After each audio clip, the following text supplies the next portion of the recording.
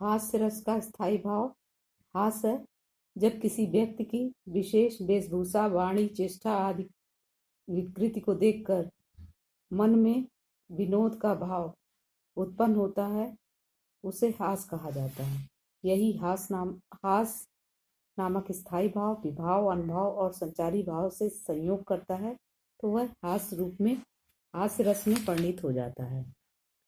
उदाहरण: बिंद के वासी उदासी, तपोवृतधारी महाबिंदु नारी दुखारे, गौतम तीय तरी तुलसी सो कथा सुनी थे मुनि वृंद सुखारे। वहीं गौतम ती तरी तुलसी सो कथा सुनी थे मुनि चंद सुखारे।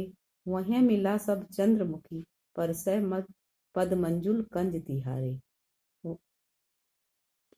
कीनी भली रघुनायक जी, करुणा करी कानन को पग उधारे। स्पष्टीकरण: इस छंद में स्थायी भाव हास है, रामचंद्र आलंबन है, गौतम की स्त्री का उद्धार उद्दीपन है, मुनियों की कथा आदि सुनना अनुभव है तथा हर्ष, उत्सुकता, चंचलता आदि संचारी भाव है। इसमें हास्य रस का आश्रय पाठक है तथा आलंबन बिंद के उदास वासी वीर रस। युद्ध अथवा कठिन परिस्थिति को देखकर हृदय में जो उत्साह नामक स्थायी भाव जागृत होता है और वह अनुभव, विभाव और संचारी भाव से संयोग करता है, तो वह वीर रस में परिणित हो जाता है। उदाहरण: क्रुद्ध दशानन 20 भुजानी, सो लय कप रीछ अनी सरबट्टक, लच्छन तच्छन रक्त किए दृप, लक्ष्य विपच्छन के सिर कट्टत, मारु पछारु पुकारे दुहुदर, रुंड झपट्टी दपट्टी लपट्टत, टुंड लरय भट मत्थनि रट्टत, जोगिन खप्पर ठट्ठनि ठट्ठत। यहाँ पर लंका के युद्ध में रीछ बानरों की सेना को देखकर रावण के युद्ध का वर्णन है। रावण के हृदय में उत्साह स्थायी भाव है, रीछ तथा बानर आलंबन है, बानरों की विभिन्न लीलाएं उद्दीपन है, नेत्रों का लाल होना, शत्रुओं के सिर को काटना आदि अनुभव है, उग्रता, अमर्ष आदि संचारी भाव है।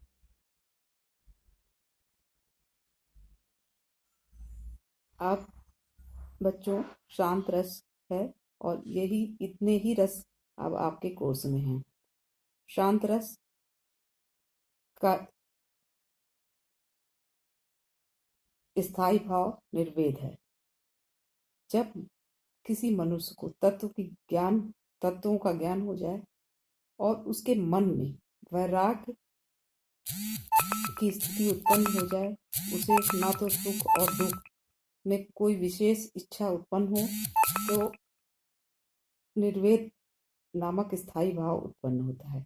और यही निर्वेद स्थायी भाव जब अनुभव, विभाव और संचारी भाव से संयोग करता है, तो वहां पर शांत रस की निष्पत्ति होती है। इसका उदाहरण है: कबहू हाँ यही रहन रहोगे, श्री रघुनाथ कृपालु कृपाते, संत स्वभाव गहोगे, जथा लाभ संतोष सदा, काहू सो कछु न चाहूंगा, परहित निरंतर मन क्रम वचन नेम निभाऊंगा। इस पद में तुलसी ने श्री रघुनाथ जी की कृपा से सत स्वभाव ग्रहण करने की कामना की है। संसार से पूर्ण विरक्ति और निर्वेद स्थायी भाव है।